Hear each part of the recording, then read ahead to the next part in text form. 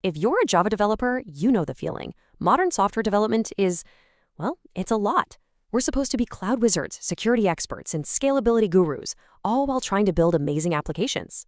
So, how do we get through all that noise and back to what we actually love doing, writing great code? Well, that's exactly what we're going to dig into today. We're going to see how Spring Boot 3.0 is designed to do just that. And to really see what I'm talking about, just look at this. The difference is night and day, right? On the left, you've got the old way, these tangled, super verbose XML files just to get a simple service and a data source running. It was a total headache to manage. And on the right, that's the Spring Boot way. One little annotation, a couple of clean lines in a properties file, and boom, you're done. This isn't just about typing less. It's a huge shift from wrestling with boilerplate to actually building your business logic. This quote right here, it absolutely nails the problem. Our job as developers has exploded in scope. We're not just writing code anymore. We have to think about the entire stack, how it scales, how it stays secure, how it plays nice in the cloud. It's a massive amount of mental overhead. And this is where a framework can either be your best friend or your worst enemy. Spring Boot's whole mission is to be your ally in this fight. So, what's its secret weapon? It all comes down to a really powerful idea: convention over configuration. Instead of making you spell out every single detail, Spring Boot comes with a set of smart, sensible opinions about how a modern app should work. This lets you get up and running in minutes, not days. The first piece of the magic is auto-configuration. And this is so clever.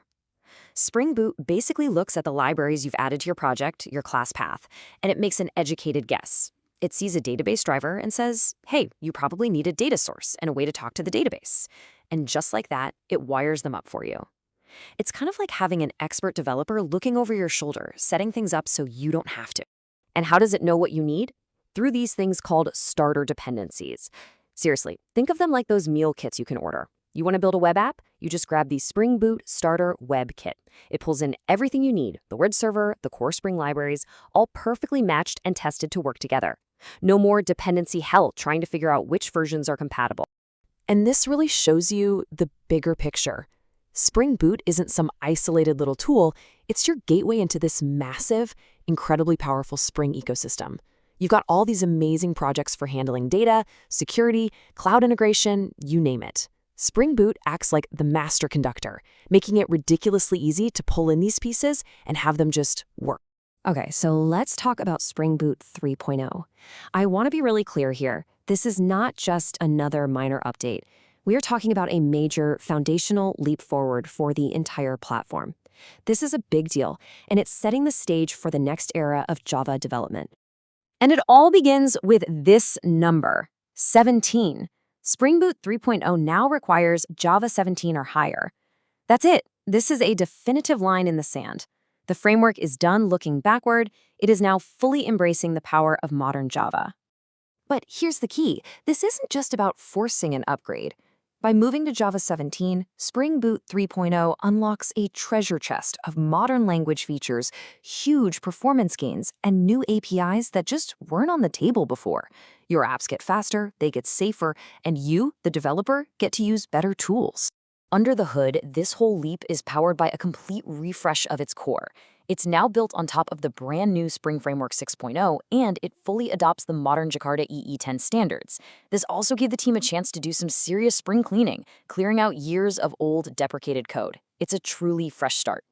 And probably the most visible sign of this fresh start is the move from the old Java EE to the new Jakarta EE.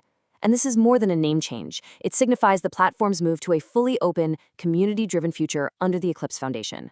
For us developers, the most immediate change, as you see right here, is that all our package imports have to change from JXX to Jakarta. It's a crucial update that really cements the platform's place for years to come. Okay, so the foundation is stronger and more modern than ever. That's cool. But what does it actually let you build? Let's take a look at the kinds of advanced, powerful applications you can now create with way more confidence and speed. For starters, you can build truly sophisticated microservices. The cleaner foundation makes it so much easier to implement advanced architectural patterns like domain-driven design and CQRS. This helps you build systems that solve real business problems, not just tick technical boxes. Support for reactive, asynchronous programming is now a first-class citizen. This means you can build incredibly scalable, non-blocking systems right out of the box. We're talking about applications that can handle a massive number of users at the same time without even breaking a sweat. Spring Boot 3.0 was also built from the ground up with the cloud in mind. It has fantastic support for creating native images and streamlined build packs. This makes putting your apps in Docker containers and managing them with Kubernetes smoother than ever. The result? Faster startup times and a smaller footprint in the cloud. And finally, you can really dive into event-driven architectures. The integrations with platforms like Kafka have been updated and improved, meaning that building those responsive, decoupled systems is now a core strength of the framework, not just some add-on feature. So, let's pull all of this together. What's the big takeaway for you? What does this all mean for your day-to-day work? Well, it's pretty simple. It's about accelerating your development and unleashing your creativity. And the good news is, getting there isn't some impossible journey. The official migration guide lays out a really clear path. You start by getting onto the latest 2.7 version, then you check your dependencies, run a handy tool to migrate your properties, and then do that key javax to Jakarta import swap. It's a very manageable process. So what's in it for you? 3 huge things. First, your productivity goes way up because you're focused on your code, not boilerplate. Second, your apps become more reliable because you're building on production-tested standard conventions. And third, you are making your projects future-ready, keeping them perfectly in line with where modern Java and the enterprise world are headed. At the end of the day, Spring Boot 3.0 is all about handling the tedious, complex stuff for you. It clears the path, gets the configuration clutter out of your way, and lets you tap into the real creative power of writing code. Which leaves us with just one final question to think about. Now that all that boilerplate is gone, what are you going to create?